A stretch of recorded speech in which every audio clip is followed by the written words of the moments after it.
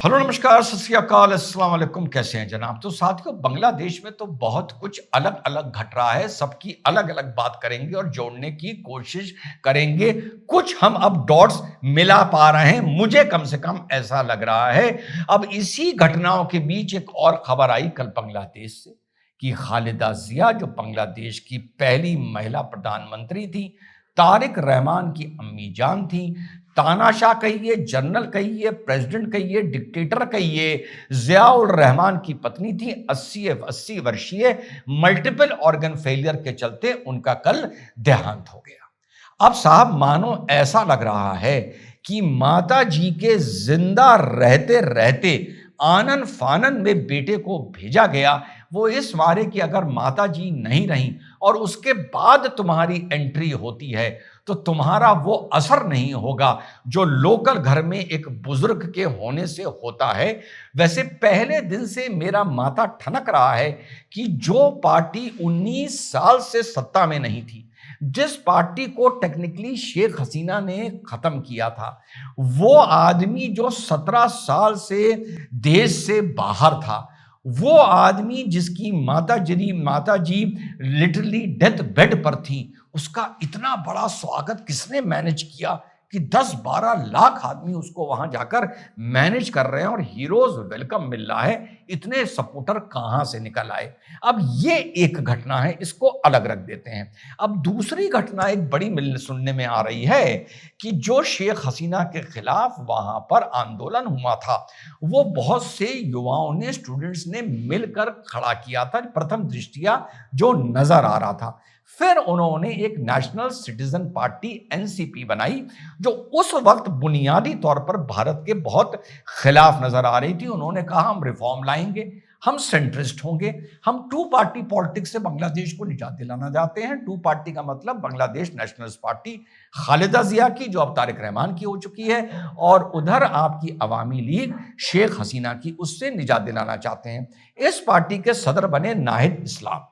नाहिद इस्लाम ने 28 दिसंबर को एक ऐलान किया कि चुनाव में हमारा गठबंधन जमायत के साथ होगा। अब जमायत का जो इतिहास है बांग्लादेश को लेके, वो बहुत ही कंट्रोवर्शियल है और डिस्प्यूटेड है।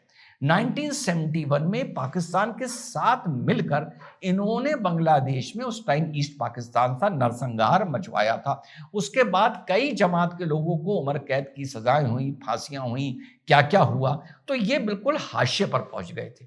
लेकिन शेख हसीना के आंदोलन में इनको ऑक्सीजन मिल गई और खाद पानी पैसा दे दिया इनको आईएसआई ने, क्योंकि ये हमेशा से पाकिस्तान के लिए सॉफ्ट कॉर्नर रखते थे और पाकिस्तान को ईस्टर्न फ्रंट में एक हमारे लिए, भारत के लिए न्यूसेंस क्रिएट करना है, जो वो जमायत के थ्रू करना चाह रहा था। तो ये जो गठबंधन नाहिद इस्लाम ने अनाउंस किया है, ये भी साथियों एक चौंका देने वाला है। इतना चौंका देने वाला कि एनसीपी के कई नेता, जैसे डॉक्टर तस्मीम ज़ारा, जो यूनाइटेड किंगडम में डॉक्टर था और आंदोलन के लिए बांग्लादेश वहां से जॉब छोड़ के आया था और यहाँ की राजनीति में हिस्सा लेना चाहता था, उसने और कई लोगों ने इस्तीफा दे दिया है इस गठबंधन को लेके, क्योंकि इस गठबंधन को बहुत ज्यादा हार्ड लाइन और कट्टरवादी माना जा रहा है। ये दूसरा किस्सा हो गया। तीसरा ये हो गया कि जो शरीफ हादी को गोली मारी गई थी, उसका आंदोलन रुकने का नाम नहीं ले रहा है। उसका भाई आंदोलन को अब लीड कर रहा है।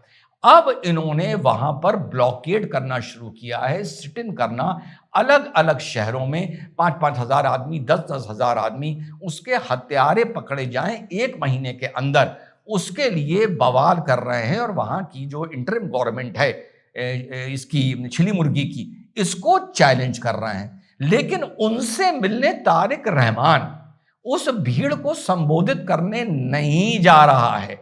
यह भी चीज रिपोर्ट हो रही है। अब वो लोग कह रहे हैं कि अवामी टेररिस्ट ने हमारे हादी को गोली मारी है। अवामी के यूथ विंग के ये लोग थे, नाम है उनका फैजल और आलमगीर, जो मेन 2 शूटर थे। अब ढाका के metropolitan deputy commissioner Nazrul Islam ने एक बहुत बड़ा चौंका देने वाला एक बयान जारी कर दिया है। उन्होंने कहा है कि फैजल और आलमगीर दोनों भागकर हिंदुस्तान चले गए हैं और ये भी डिटेल दी है कि हिंदुस्तान ये मेघालय बॉर्डर से अंदर घुसे हैं, हलवा घाट बॉर्डर से मेघालय में इन्होंने एंट्री ली है। पूर्ति नाम के आदमी ने इनको भारत में रिसीव किया है। उसके बाद इनको टैक्सी में बिठाया गया है जिसको शमी चला रहा था, और शमी इनको मेघालय के तोरा कोई जगह है, डिस्ट्रिक्ट है, शहर है छोटा, वहां लेके गया है। वहां तक की जानकारी हमारे पास है। अब हमारी बीएसएफ फौज इंटेलिजेंस कह रही है कि ये हवा में लठ चलाने वाला ऐसी चीज है, भारत के खिलाफ एक सेंटीमेंट को क्रिएट करने वाली चीज है। बीएसएफ कह रही है ऐसी कोई भी इनपुट जानकारी हमारे पास नहीं है। अगर आपके पास है तो हमको और दीजिए जिसमें हम उन्हें पकड़ने में मदद कर सकें, और कोई भी इस तरीके का मोमेंट वहां पर हमको नजर अभी तक साथियों वो बीएसएफ बता रही है नहीं आ रहा है। अब ये सारी चीजें जब हम जोड़ते हैं तो नतीजा क्या निकल के आता है, ये मैं बहुत दिल से आप लोगों से कह रहा हूं। जो चीज पूर्णता समझ में नहीं आती उसमें आप लोगों की इंसाइट लेना बेटर होता है। अब कुछ जो गुबार था ये छटता नजर आ रहा है। मुझे अब साफ नजर आ रहा है जब से एनसीपी और जमायत का गठबंधन हुआ है। आप एक स्थिति सोचिए, भाई शेख हसीना बैंड है, अवामी लीग बैंड है, इधर तारिक रहमान लंदन में बैठे रहते, इधर उनकी मदर की डेथ हो जाती, तो इलेक्शन के लिए भैया बचता कौन?